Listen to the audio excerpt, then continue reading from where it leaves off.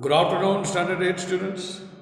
Now, in the last class, we come to know that Monsieur Defarge has introduced Mr. Lorry. Okay.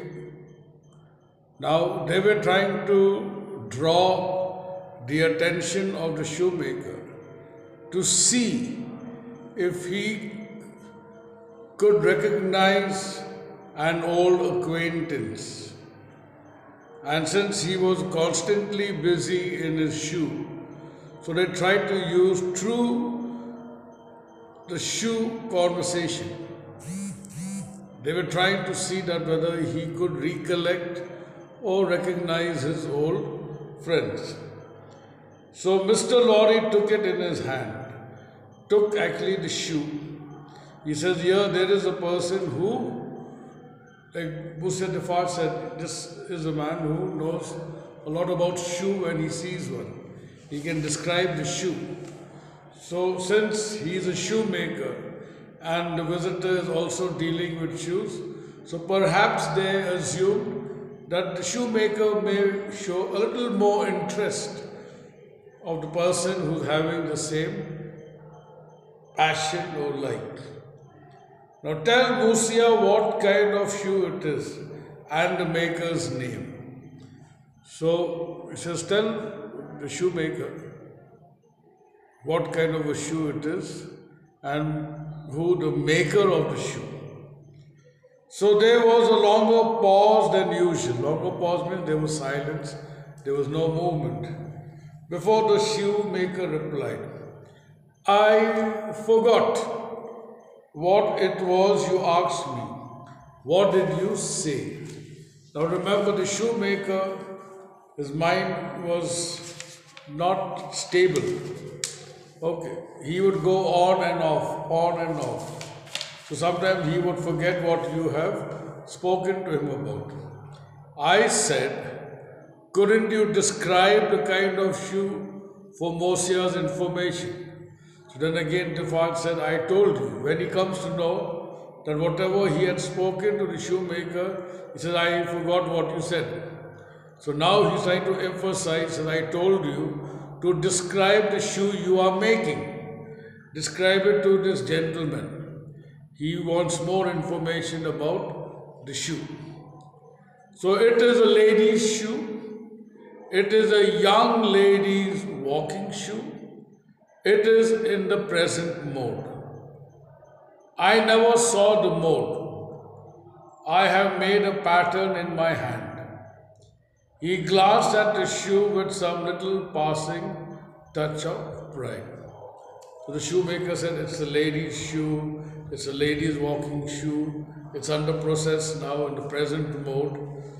Means now the design or the fashion of the shoe I didn't know. It just came spontaneously into my hands and now I'm making. And he found that the shoe was touching the shoe in a very proud manner. And the maker's name, said Defarge, and what's the name of the person who made the shoe? Now that he had no work to hold, he laid the knuckles of the right hand in the hollow of the left hand, and then the knuckles of the left hand in the hollow of the right, and then passed a hand across the bearded chin, and so on in regular changes, without a moment's intermission. The task of recalling him from the vagrancy into which he always sank when he had spoken was like recalling some very weak person from a swoon, and endeavoring in the hope of some disclosure to stay the spirit of a fast dying man. Now the shoemaker, when they asked him who's the maker of the shoe, then he had his knuckles and then he did not know what to reply. And he was feeling shy, he was looking this side, he was looking that side, then he was scratching his chin. Okay, did not know how to react to what these people have been talking to him about. And sometimes he was trying to recollect, then he would go off. Means like his mind would turn on and off, on and off. So it was compared to a weak person. When a weak person faints, becomes unconscious, you throw some water, sprinkle some water on the face, you bring the person around, and being so weak, the person again faints. Now, it is in a similar fashion where the shoemaker, when he tries to speak or tries to recollect, he goes off.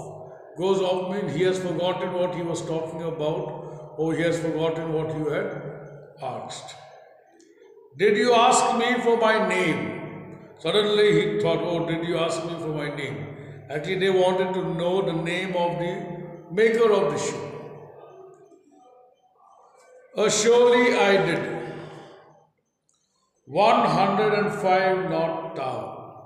Now remember, the shoemaker had been imprisoned for the past 18 to 20 years. Now these prisoners, they are not identified or recognized by the names. They have been given certain numbers. So prisoners are given numbers. So whenever the attendance takes place, the number is being called out, not the name. Okay. And that is why even teachers are requested, when they take the attendance of the children, please mention the names. Do not mention the serial number or the roll number of these children, especially when you are taking the attendance in the class. Please make sure that you call out the children by their names. Don't use the serial number or the roll number.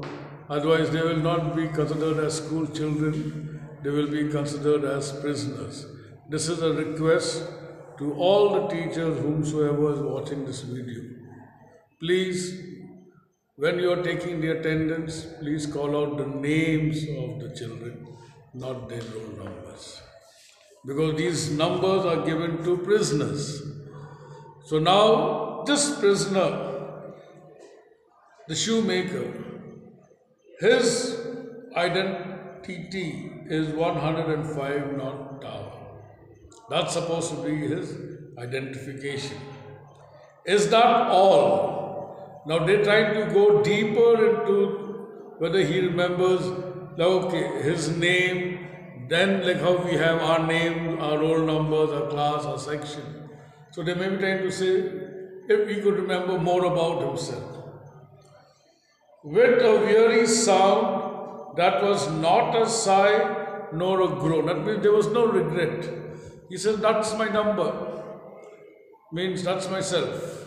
105 not ta. You call me or you talk to me in this manner. He bent to work again until the silence was again broken. Again, like very casually he said, that's my identification. Like there was no sigh, look, I am a prisoner, I was there for 18 years, and now I do not know my name, they call me only by my number, and all that. Okay. His haggard eyes turned to Defarge as if he would have transferred the question to him. Now what happened? Suddenly the silence broke. When the shoemaker got back to his work, suddenly he stopped and he turned towards Defarge, as if asking him, you are asking me about my name, my identification. What about yours? But as no help came from that quarter, they turned back on the questioner when they had sought the ground. Okay, when there was no response, what to answer him? This man keeps forgetting every now and then. I am not a shoemaker by trade. Now he's trying to make things very precise. He says, I am not a shoemaker. No, I was not a shoemaker by trade. I learnt it here. Means I learned to stitch shoes in prison. but by trade I am not a shoemaker. That means he knows something about himself. Okay. I taught myself, I asked leave to.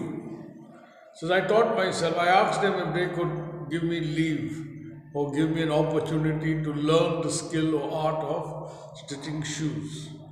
He lapsed away, even for minutes, ringing those measured changes on his hands the whole time. His eyes came slowly back, at last to the face from which they had wandered when they rested on it. He started and resumed in the manner of a sleeper, that moment awake, reverting to a subject of last night. Now the way he was behaving and he was feeling sleepy, his eyes were tired, okay, as if somebody was dying to sleep, who failed to sleep in the night. So actually what happens, this is the nature or the behavior of the shoemaker. Because remember, his mind is not stable. Every time he goes on and off, then he sleeps, then he gets drowsy, then when he tries his best to give strain to his memory, trying to recall, or these people are talking to me about something, what should I answer? So these are all the things that actually has grouped up together, and he is in a confused state. And because of him living a lonely life for 18 years, did not communicate with others, so he failed to recall anything. Sometimes he runs short of words. He wants to say something, but the words are not coming out. So now remember this. Here, Monsieur Defarge and Mr. Lorry, they are trying their best to put in some kind of important event so that the shoemaker is able to recollect or recall and see if he could remember something about the past, something about himself. Okay, I'll end it till here. I've already sent some more notes for you to write and learn. The remaining part of the lesson I will explain in the next class. Thank you.